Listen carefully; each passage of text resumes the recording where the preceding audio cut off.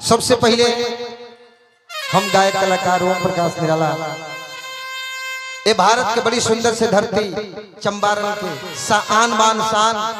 ये घोघा के धरती के ये घोघा के साक्षात परमात्मा को स्वरूप दर्शक के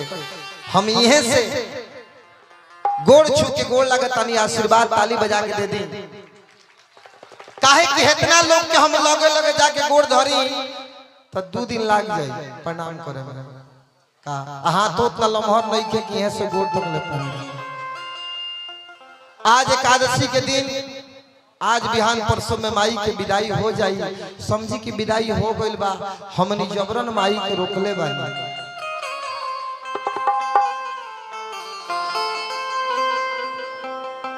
लेकिन माई से जब लड़का बिछड़े ले संजीव चाचा जी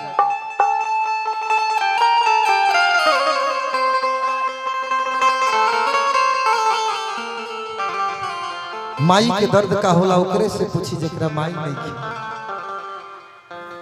हचरा छोड़ी के चल कहे दिहाले हतना दूर ये माँ क्या बात अब के बबुआ बबुआ कही के हमरा के दुलराई तोरा बिना जी कैसे तोर बौरा ये माँ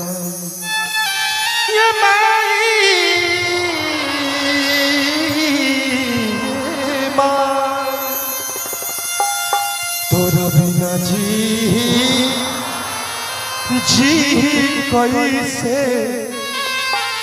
तोर बौरा अब के बबुआ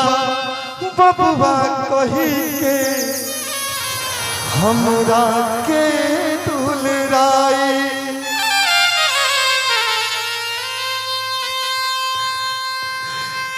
कि के पूछी अखिया के हसुआ कि करा के कहबू हम माई बिना कहले दुख वाजे बूझे ऐसन के हो पाई तोरा बिना जी कैसे तोर बौरा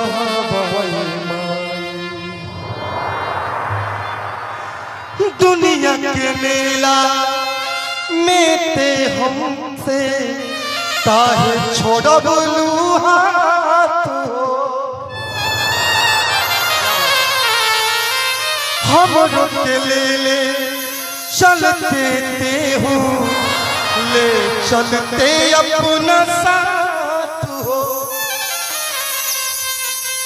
खूंटा खड़ गई बागैया के अब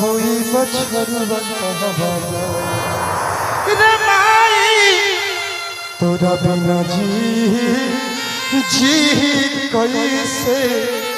तोर बौरा बहमा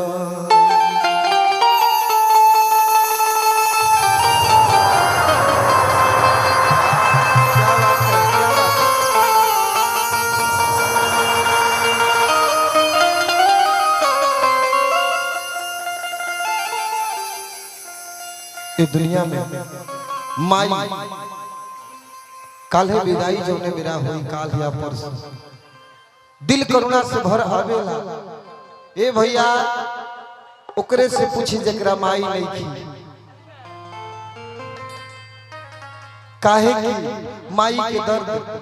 उहे बताई जकरा माई नहीं की बबुआ कौन